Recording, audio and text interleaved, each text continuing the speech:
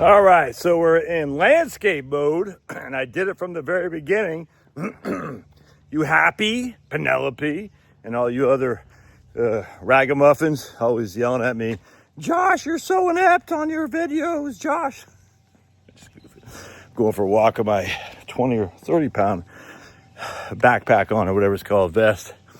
Anyway, so they just keep lying all the time. It's crazy. So I am so knee deep in the tariff controversy.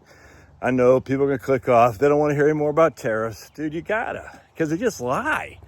Lie and lie and lie. And at some point, it's not ignorance. At some point, you got to say, these people are just lying. So I'm reading this article on the NBER, National Bureau of Economic Research. It's Dateline September 2020, October 2020, something like that. Which means we have experience now of what happened post-Trump tariffs of steel and aluminum in 2018. All right. And what the article said, I can't remember who wrote it, and it's just the same crap that all these insane economists write. It's like, if you want to keep a job in economics, you better spout the company line. Anyway, so what they said was, basically Trump's tariff cost $130 billion in trade. I'm like, no, I did it. So I actually look up exports, imports, net exports and imports and whatnot. I look up all these things. I said, exports actually grew from 2018 to 2019. Not much, but they grew. Certainly didn't cost 120 billion or 160 billion in total trade. It's just not true. So I'm like, what the hell? So then I said, well, weird. I don't know, like in 2013 or 2014 or something like that, exports fell off a cliff. Did Obama have massive tariffs? I don't know.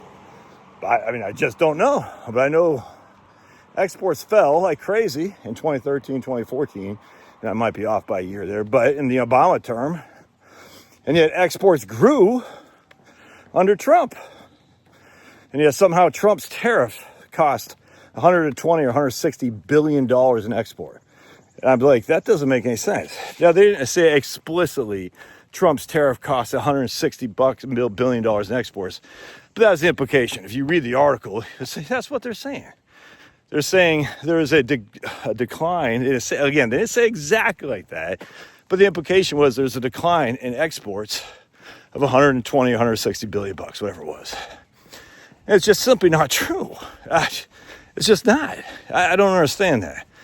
And then part two, of course, they say the steel price, aluminum price, the increases because of the tariff cost jobs, blah, blah, blah, blah.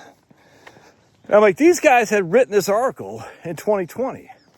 They know, because we know for a fact, after about the first 3 to 6 months of 2018, where the tariffs initially cost an immediate increase, we know for a fact in 2019, the prices of aluminum and the prices of steel were going down dramatically in the next year, 2019. So it's like, these guys have to know this. So why are they writing this stuff? Well, I think it's because a lot of people don't actually say, let me see the numbers. Let me dive deep. They'll just cite these studies from the Peterson Institute, Cato Institute, all these things, and say, look, these guys said this, thus it must be true. It's just not true. The evidence is the exact opposite.